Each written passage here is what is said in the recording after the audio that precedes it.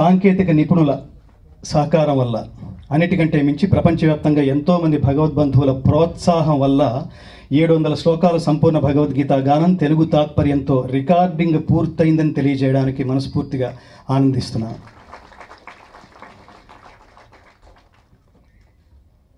గీతావారధి నిర్మాణ దీనికి సంబంధించిన లఘు చిత్రాన్ని తీర్చిదిద్దిన దర్శకులు శ్రీ మీర్ గారికి, ఆయన్ని సూచించిన స్నేహితుడు సరస్వతి చలపతిరాజుకి ప్రత్యేకంగా కృతజ్ఞతలు తెలియజేసుకుంటున్నాను. ఎంతకాలంలో పూర్తి చేశామన్నది లక్ష్యం కాకుండా ఎంతకాలం నిలబడిపోయేట్టుగా చేశామన్నదే ముఖ్యంగా. అంటే ఒకసారి విని పక్కన పడేసేట్టు కాకుండా విని ఎప్పుడూ పక్కనే పెట్టుకునేట్టు విధంగా ఈ గీతను రికార్డ్ చేశామన్నది త్రికరణ శుద్ధిగా చెప్తున్న సత్యం. పరమాత్మ ఎంత శక్తినిచ్చాడో ఆ శక్తినంతా సంపూర్ణ భగవద్గీతని గాన పద్ధతిలో వెలువరించడానికే ఉపయోగించామన్నది పరమ సత్యం. అయితే గీత ప్రారంభించినా పూర్తి చేసినా దానికి నేను కారణం కాదు, సాధనం మాత్రమే. అంత యత్కృపా తమహం వందే పరమానంద మాధవం. పరమాత్ముడి ఆశీస్సు లేకపోతే ఆధ్యాత్మికత వైపుకి దృష్టి సారించే అవకాశం లేనే లేదు. శంకరం శంకరాచార్యం కేశవం బాదరాయణం సూత్ర భాష్య కృతం వందే భగవంతో పునః పునః. వసుదేవ సుతం దేవం కంస చాణూరమర్ధనం దేవకీ పరమానందం కృష్ణం వందే జగద్గురుం. శ్రీకృష్ణ పరబ్రహ్మణే నమః. ఈరోజు ఈ గంగాధర్ గారు ఏర్పాటు చేసిన ఈ కార్యక్రమానికి నిజంగా నాకు రావడం చాలా సంతోషంగా ఉంది. ఒక అత్యున్నత స్థాయిలో ఉన్న మన గవర్నర్ గారు, మనం ఇప్పుడు చూస్తూ ఉంటాం మీడియాలో, అహంకారాన్ని ఎలా భగవంతుడి సన్నిధిలో ఎంత గొప్ప పోస్టులో ఉన్నా, ఎంత ఉన్నత స్థానంలో ఉన్నా అహంకారాన్ని వదిలిపెట్టి పరమాత్మ దగ్గర మనము జీవులము, దాసులము, మరణించే వాళ్ళము, భగవంతుడి యొక్క కృప ఉంటే పుట్టేవాళ్ళము అని అహంకారం లేకుండా పరిపూర్ణంగా దాసోహ బుద్ధితో ఉండే సమాజానికి భగవంతుడి దగ్గర ఎలా ఉండాలని చూపించే గవర్నర్ గారు ఈ కార్యక్రమానికి రావడం, నేను అనుకుంటా అది గంగాధర అదృష్టం. ఎందువల్లంటే భగవద్గీత. చాలా ధన్యవాదాలు.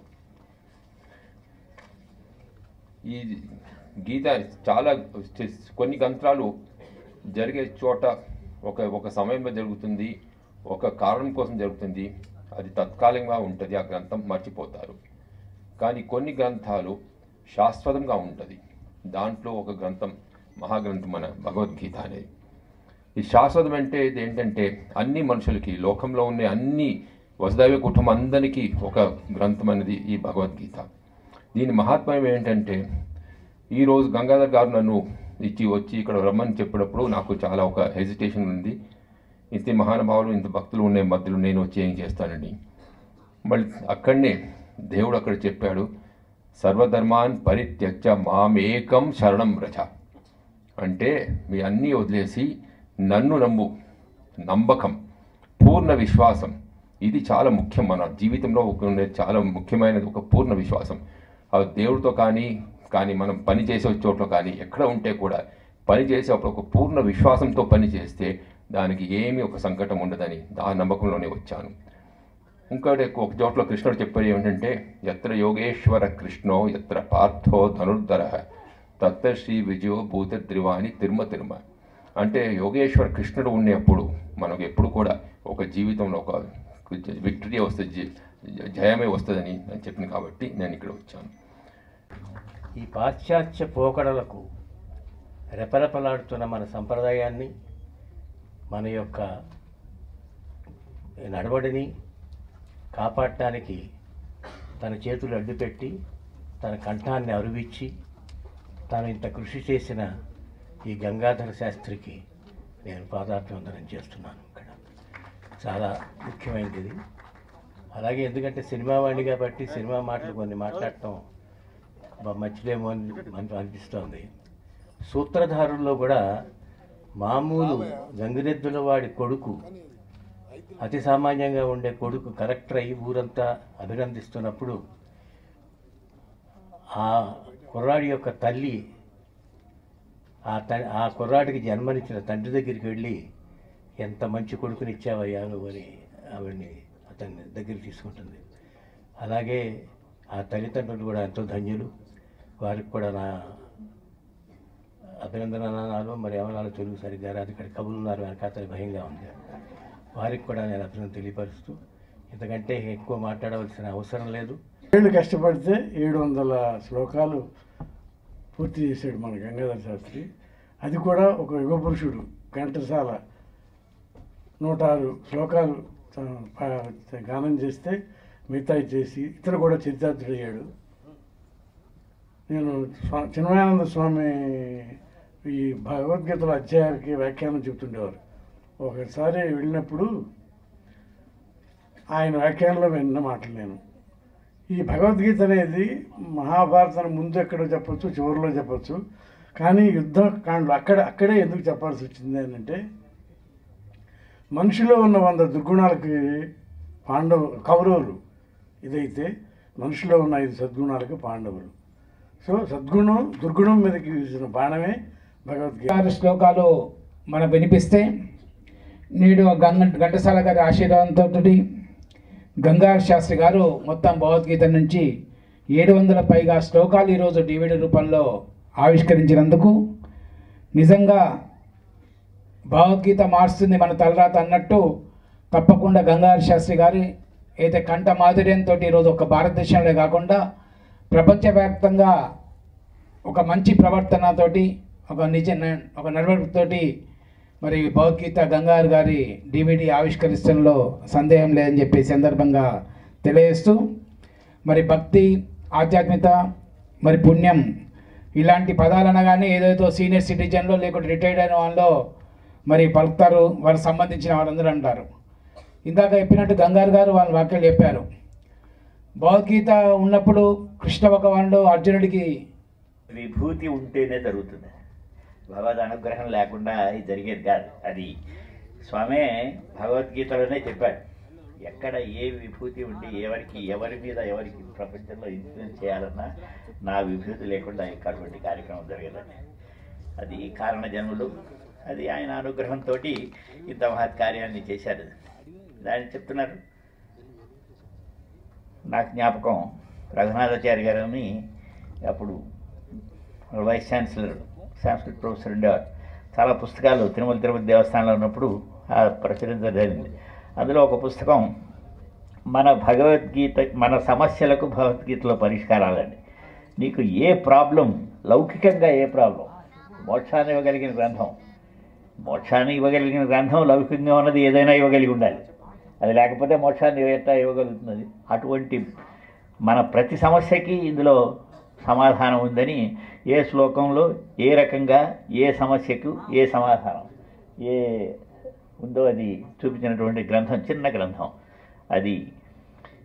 తోగను, కానీ ఇది నాకు ఒక అదృష్టంగా భావిస్తున్నాను. మంచి అవకాశం ఇది. ముఖ్యంగా గంగాధర్ గారు ఈ కార్యక్రమాన్ని చేపట్టిన మొత్తం కార్యక్రమంలో ఒక ఆఖరి పుటలో ఆఖరి అక్షరంగా నా తాలూకా ఈ రోల్ ఇవ్వడం అనేది నాకు భగవంతుడు ఇచ్చిన ఒక అదృష్టంగా భావిస్తున్నాను. ఎందుకంటే గౌరవనీయులు పివిఆర్కే ప్రసాద్ గారు చెప్పినట్టు ఇది భగవంతుడు అసలు ఆలోచన రావడం, ఆ దిశగా నడవడం అనేది మన చేతిలో లేదు. ఆయనే మనని ఎంచుకుంటాడు. ఆ ఎంపికలో వీరిని చెయ్యి పట్టి నువ్వు నా కార్యక్రమాన్ని చేపట్టు అని అతన్ని ఒక మీడియంగా ఎంచుకున్నందుకు, ఒక ఇన్స్ట్రుమెంట్గా ఎంచుకున్నందుకు వారి కారణజన్ములు అనేది అనడం నిస్సందేహం. మరి ఈ కార్యక్రమంలో ఇంత విజయవంతంగా ఇంతమంది ఆశీర్వాదంతో ఇలా నడుచుకొని వెళ్తున్నారు అంటే అది నిజంగా వారి తల్లిదండ్రులు చేసుకున్న అదృష్టం, ఇటువంటి వారికి జన్మనివ్వడం. అంతేకాదు భగవద్గీత అనేది అదేనే కాదు, ఏదైనా ఒక భగవంతుడికి సంబంధించిన ఏదైనా ఒక విషయాన్ని మనం నేర్చుకోవాలి అని అంటే మనకి మామూలుగా కృషివరుడు అని ఎందుకు అంటున్నానంటే, మామూలు గాయకుడైతే ఏదో సినిమా పాటలో ఇంకేవో పాటలు పాడి కాలక్షేపం చేసేవాడు. కానీ ఈ భగవద్గీత 700 పాట అనక 7 సంవత్సరాల కృషి ఉంది. అంత కృషి ఉండబట్టే ఈ రోజున ఈ మహత్తరమైన కార్యక్రమం జరిగిందని చెప్పి మాత్రం నేను భావిస్తాను. వేటూరు సుందరమూర్తి గారు దివ్యసీమ గీతం దివ్య సంగీతం అన్నారు. ఆ దివ్యసీమ గీతమే మా గంగాధర్. కె విశ్వనాథ్ గారి శంకరాభరణం ఎందరో గాయకులను సృష్టించింది. వారిలో గంగాధర్ శాస్త్రి ఒకడు. అతను 13 సంవత్సరాల వయసులో అవనిగడ్డ గాంధీ క్షేత్రంలో మా నాన్నగారు మండల వెంకటకృష్ణారావు ఆధ్వర్యంలో కార్యక్రమం జరుగుతుంటే దాంట్లో పాల్గొనడానికి జేవి సోమేశ్వర గారు వచ్చారు. ఆ రోజున ఈ పిల్లవాడు నా దగ్గరికి వచ్చి, నేను ఒక పాట పాడతాను, నాకు అవకాశం ఇవ్వమన్నాడు. ఎలా పాడతాడో నాకైతే తెలియదు, మా నాన్నగారికి చెప్తే మా పాడించండి అన్నారు. ఆ రోజున శంకర నాద శరీరాపర అని చెప్పిన పాట పాడితే ఎంత అద్భుతంగా పాడాడు చెప్పడానికి లేదు. వెంటనే స్వామివాదులు గారు వచ్చి ఆయన ఆలింగనం చేసుకుని కన్నీళ్లు కార్చాడు. అది మొట్టమొదటిగా గంగాధర్ శాస్త్రి. ఆ రోజు నుంచి నేను ఎరుగున్నా, అంత చిన్న వయసు నుంచి. ఏదో బాగా మాట్లాడదామని ప్రయత్నం చేస్తున్నా, బాగా మాట్లాడదామని. లోపలేమో చిన్న తేడా. నేను మాట్లాడటం అంటే మామూలు విషయం అనుకుంటున్నారు, అక్కడ కూర్చున్న వాళ్ళకి తెలియదు ఇక్కడ విషయం. ఏం మాట్లాడతాడు చూద్దామని అన్నట్టు వాళ్ళు కూర్చుంటారు. మనం ఇంప్రెస్ చేయడం కోసం మాట్లాడటానికి మనం కూర్చుంటాం. ఎలా ఇంప్రెస్ అవుతారో మనకు తెలియదు, వాళ్ళు ఇంప్రెస్ అవుతున్నారో లేదో అసలు తెలియదు. దీనికి తోడు లాస్ట్లో పెట్టారు నన్ను. ఇక వెళ్ళిపోతే బాగుండరా బాబు అనుకున్నప్పుడు 2 గంటల పాటు కూర్చున్నారు. వదలండి మమ్మల్ని అన్నట్టు మీరు. ఈ పరిస్థితుల్లో అసలు ఫస్ట్ మీ అందరికి ఒక అనుమానం ఏమొస్తుందంటే, వాళ్ళు పిలిచారు ఏదో మర్యాదపూర్వకంగా, నీకు బుద్ధి ఉండక్కర్లా, నువ్వెందుకు ఎక్కడికి రావడం అని మీరు అనుకోవచ్చు. అనుకోవడం ధర్మం ఉంది. ఏదో సినిమాల్లో కామెడీ వేషాలు వేసుకునేవాడివి, ఏదో అక్కడ కోతిలే నవ్వించడం కాకుండా నువ్వు ఇక్కడికి వచ్చి ఇంతటి మహాపండితులు, మహామేధావులు, మహా జ్ఞాన సంపన్నులు అనొచ్చా, అటువంటి వాళ్ళందరూ ఉన్న ఈ సభలో ఒక అజ్ఞానివైన నువ్వు, నీకు రావడానికి నీకు అర్హత ఏమిటి అని మీరు అనుకోవచ్చు. నేను అజ్ఞానిని, నాకేమీ తెలియదు అనుకునేవాడికి ఎంత తెలియాలో తెలుసండి. ఆ మాట చెప్పాలంటే చాలా తెలిసి ఉండాలి. ఎందుకంటే ఇక్కడ చిన్న విషయం చెప్తా. ముందు ఒక్క మాట చెప్పేసిన తర్వాత మీ నాకు ఎంత టైం ఇచ్చాడండి, మా ఇష్టమా పర్లేదు, మీ ఇష్టం ఉంటే ఉండండి, వెళ్ళిపోతే వెళ్ళిపోయింది. అది కూడా ఎవడి ఇష్టం వాడిదే. ఆ టైంకి తీసుకొచ్చారు నన్ను ఇక్కడికి. ఇక్కడ విషయం ఏంటంటే, గంగాధర్ శాస్త్రి గారి గురించి మళ్ళీ చెప్పడం మర్చిపోతాను. మళ్ళీ ఇటు వెళ్ళారంటే ఆయన గురించి చెప్పాలి. పిలిచాడు పాపం.